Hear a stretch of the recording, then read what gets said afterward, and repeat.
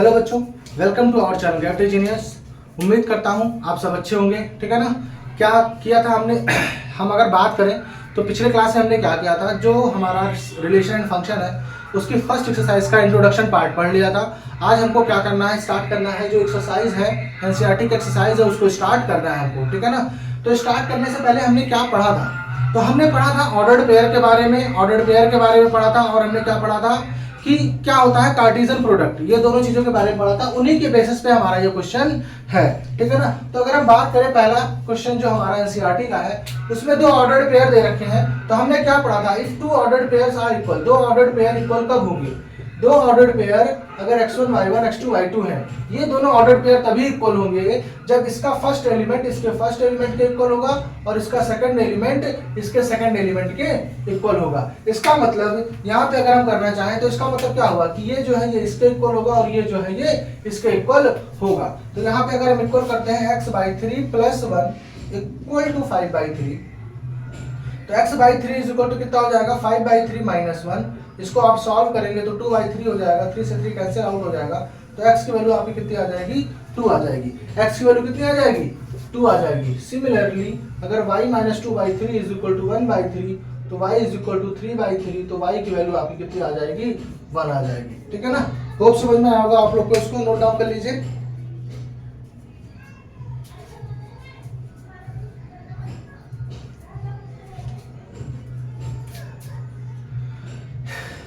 Next question बहुत ही आसान है।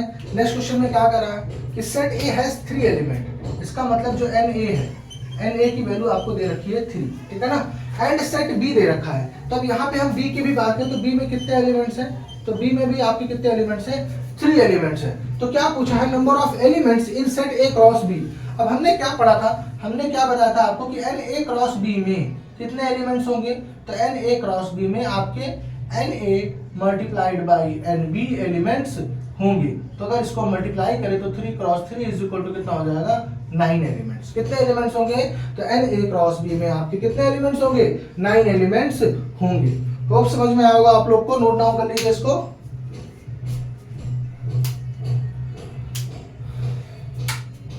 बीच बीच में बैकग्राउंड में आप लोग को बहुत सारी आवाजें आ जाती होंगी, मैं कोशिश करता हूं कि आवाजें ना आए। उस केस में मैं खुद थोड़ा सा तेज बोलने की कोशिश करता हूं, लेकिन क्योंकि आपको भी पता है अगर हम सोसाइटी में रहते हैं, किसी भी सोसाइटी में, तो ये सारी आवाज आना कोई बहुत बड़ी बात नहीं है। ठीक है ना। ये आप हमको कोशिश तो मैं ऐसे ही करता हूं कि ऐसे टाइम पे बनाऊं कि वीडियोस, ताकि ये आवाज ना आ सके। लेकिन कई बार चीजें होती है कि अनअवॉइडेबल नहीं होती है, तो इसलिए आपकी कई बार ये जो आवाजें हैं वो रिकॉर्ड हो जाती है। ठीक है ना। चलिए इसको कोई बात नहीं, इस मुश्किल भरी दुनिया में ये तो आवाज आना तो एक समझ लीजिए बहुत ही हमारे आपके लिए तो बहुत ही छोटी चीज है। बाकी ये जो लाइफ है इसमें तो बहुत सारे स्ट्रगल हैं। ये स्ट्रगल उस स्ट्रगल के आगे कुछ भी नहीं है। अभी तो आप स्कूल डेज में हैं, आपको कोई दिक्कत नहीं हो रही होगी। वैसे तो आप 11th 12th में हैं, अगर आप तो समझ लीजिए 11th 12th में आपकी जो थोड़ी सी लाइफ है बेटर होगी। आपको लगता होगा कि हमारे ऊपर बर्डन है, बहुत सारा बर्डन है। कोई बच्चा आईआईटी की तैयारी कर रहा होगा, कोई आईटी की तैयारी कर रहा होगा, कोई मेडिकल की तैयारी कर रहा होगा। तो उनको लगता है कि हमारी जो डिफिकल्ट है, हमारी जो ये जर्नी है अभी बहुत डिफिकल्ट लग रही है, बहुत पढ़ना पड़ता है। लेकिन आप इस चीज़ को मान लीजिए, इस चीज़ को आप जान लीजिए कि पढ़ाई देखा जाए तो सबसे आसान काम है। पढ़ाई क्या है आपके लिए, सबसे आसान काम है। आप इस चीज़ को सोचिए कि आपको तो सिर्फ पढ़ना है, आपको क्या है, सिर्फ पढ़ाई करनी है। ठीक है ना। आप उस बंदे का सोचिए जो क्या कर रहा है, किसी लेबर का काम कर रहा है, कहीं किसी जगह पे क्या कर रहा है, लेबर का काम कर रहा है। उसको 8 घंटे क्या करना है, ईटा उठाना है, सीमेंट उठाना है, मोरंग उठाना है, मिट्टी खोदनी है, बहुत सारे काम करना है। आप सोचिए उसमें कितना मेहनत लग रहा होगा। आपको तो फिर भी घर में एसी में बैठ के आपको क्या करनी है, पढ़ाई करनी है। तो इस चीज़ को मान लीजिए आप लोग। अभी लगता है आप लोगों को पढ़ाई करना सबसे डिफिकल्ट टास्क है, बट इस चीज़ को आप समझ लीजिए कि पढ़ाई करना सबसे ईजी टास्क है। सबसे ईजी टास्क है पढ़ाई करना, जिसमें आपका सिर्फ और सिर्फ मेंटल इन्वॉल्वमेंट होता है, फिजिकल इन्वॉल्वमेंट बहुत ही कम होता है। ठीक है ना। मैक्सिमम आप मेंटली प्रेजेंट होते हो, बाकी चीज़ों में बहुत ही मेहनत करनी पड़ती है। इसीलिए कहते हैं अच्छे से पढ़ाई लिखाई अगर आप कर लेते हैं तो आप अच्छे जगह पे सेटल हो जाते हैं, जहाँ पे आपको फिर ज़्यादा मेहनत करनी नहीं पड़ती है। ठीक है। चलिए हो गया होगा। तो मैं नेक्स्ट क्वेश्चन की बात करूं इसके,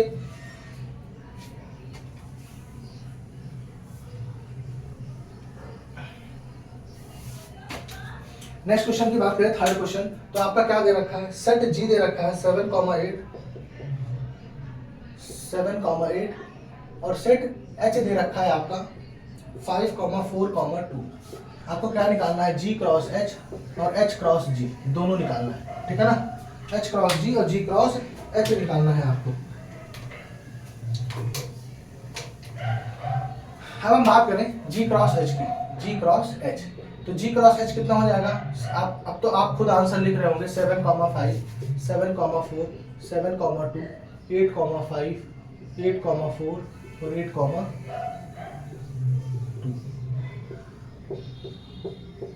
ये आपके आंसर हो गया जी क्रॉस एच का।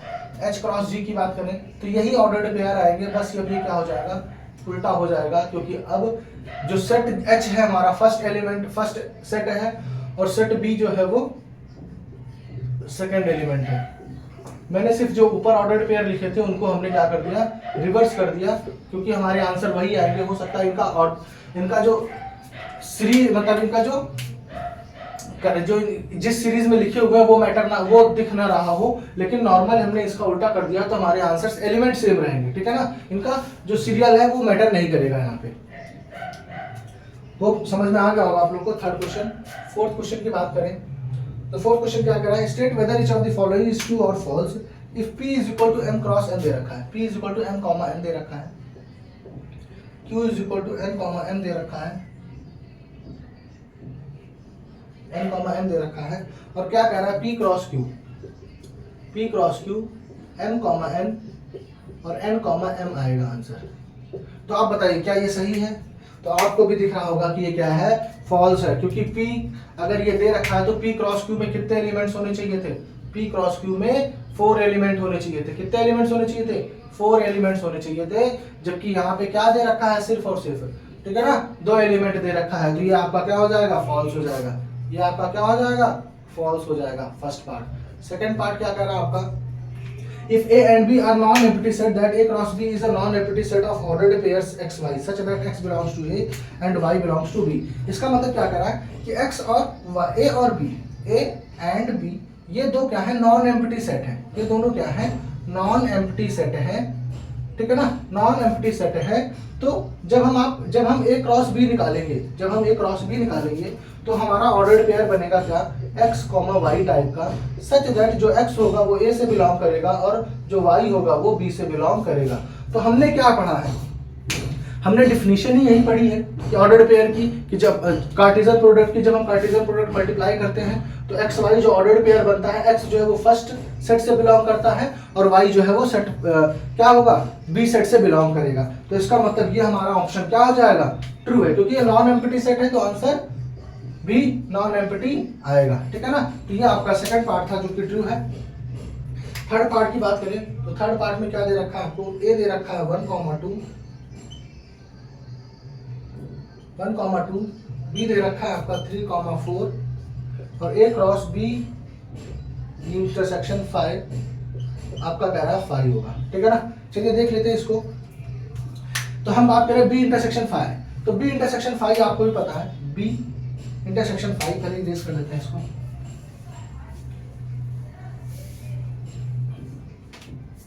हम बात करें अगर b इंटरसेक्शन 5 की, तो b इंटरसेक्शन 5 कितना आएगा, b इंटरसेक्शन 5, तो आंसर हमेशा किसी भी सेट का अगर 5 से इंटरसेक्शन लेंगे तो आपका 5 आएगा। अब उसको अगर a का क्रॉस प्रोडक्ट आप करेंगे b इंटरसेक्शन 5 से, तो आंसर भी क्या आएगा, 5 आएगा, क्योंकि b क्रॉस 5 में कितने एलिमेंट है, 0। अब a में कितने भी एलिमेंट हो आंसर में कितना आएगा, 5 ही आएगा। तो इसका मतलब ये भी आपका क्या होगा, ट्रू होगा, ये भी क्या होगा आपका, ट्रू होगा, ठीक है ना। तो समझ में आया होगा, नोट डाउन कर लीजिए इसको फोर्थ तक।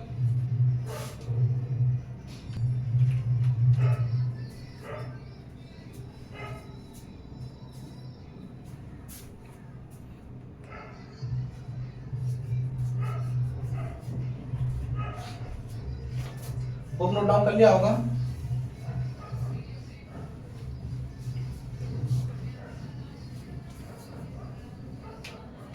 अब हम बात करते हैं फिफ्थ क्वेश्चन की। तो फिफ्थ क्वेश्चन में आपको क्या दे रखा है, ये दे रखा है -1, आपको निकालना है A क्रॉस A, ये आपको फाइंड करना है। अब ये हमने पहले एग्जांपल पिछले क्लास में, पिछला जो हमने क्लास लिया था, पिछला जो लेक्चर था, पिछला जो वीडियोस था, उसमें एक क्वेश्चन ऐसा सॉल्व किया था। अगर आपने उसको किया होगा तो आप इसको जरूर कर सकते हैं। सबसे पहले क्या निकाल लेते हैं, A क्रॉस A। तो A क्रॉस A कितना हो जाएगा, -1 -1 -1 +1 1 -1 और 1, ये आपका हो जाएगा A क्रॉस A। अब हमको फिर से अगर A क्रॉस A चाहिए तो ये कितना हो जाएगा, -1 -1 -1 -1 -1 -1 -1 -1, फिर उसके बाद 1 -1 -1 1 -1 1 -1 1 1, ये हमारे क्या हो जाएंगे, ऑर्डर पेयर आपके हो जाएंगे आंसर में। होप समझ में आया होगा। बहुत ही आसान है, कोई बहुत डिफिकल्ट क्वेश्चन नहीं है ये, बस आपको ऑर्डर्ड पेयर लिखना है, ठीक है ना।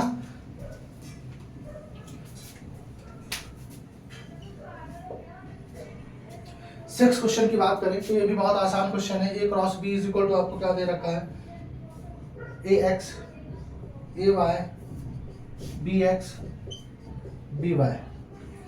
आपको क्या करना है, ये आपको A क्रॉस B दे रखा है, सेट A और सेट B आपको क्या करना है, निकालना है। ये आपके लिए एक तरह से ये देखिए तो ये आपके लिए होमवर्क है, ये मैं नहीं बताऊंगा, ये आपके लिए होमवर्क है। बहुत ही आसान क्वेश्चन है, ये आपके लिए होमवर्क है। मैंने अगर आपने पिछला वीडियोस नहीं देखा तो उसको वहां पे जाके देखिए, वहां पे मैंने सेम ऐसा क्वेश्चन आपको करा रखा है, ठीक है ना। ये आपके लिए होमवर्क है, इसको होमवर्क में करके रखिएगा, कमेंट कीजिएगा।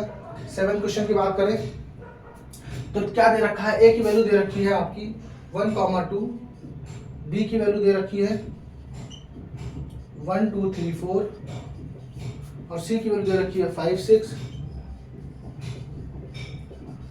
D दे रखा है आपको 5 6 7 8। अब आपको वेरीफाई करना है, क्या वेरीफाई करना है, सबसे पहला तो वेरीफाई करना है A cross B intersection C is equal to A cross B intersection A cross C। Second क्या वेरीफाई करना है, तो सेकंड आपको करना है A cross C is a subset of B cross D। A cross C is a subset of B cross D। ये आपको दो क्वेश्चन इसको सॉल्व करना है। ऊपर वाले हो सकता है होप कर लिया होगा आप लोगों ने, इसको इरेज कर देते हैं, ठीक है ना।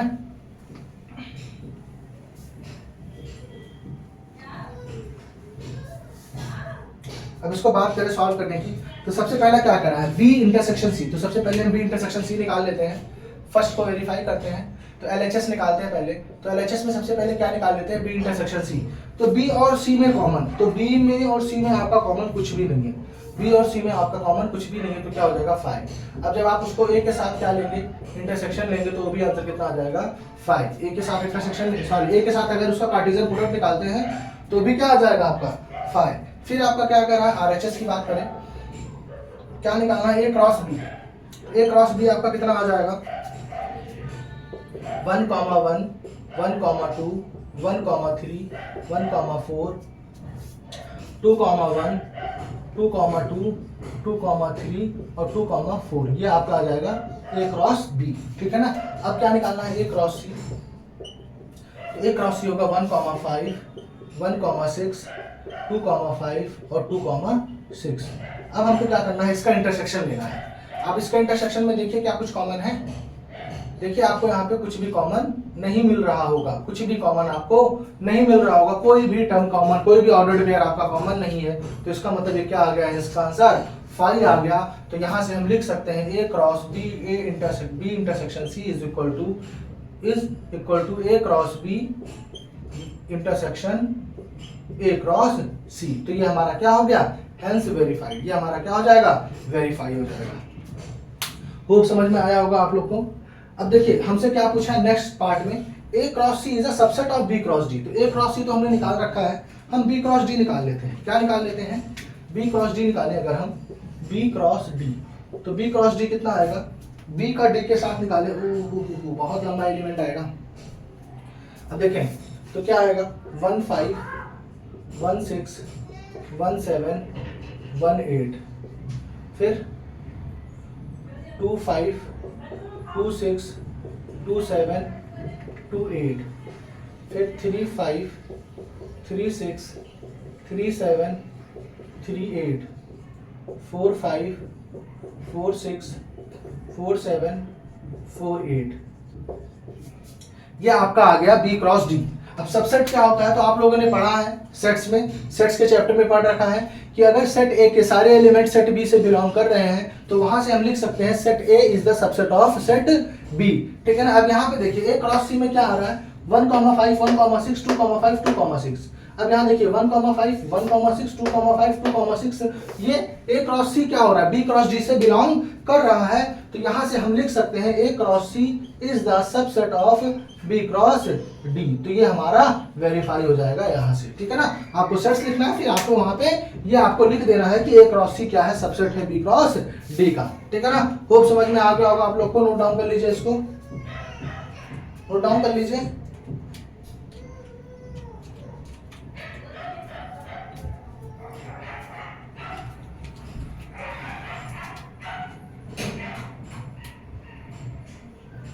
इरेज कर देते हैं, नोट डाउन कर लिया होगा आप लोगों ने।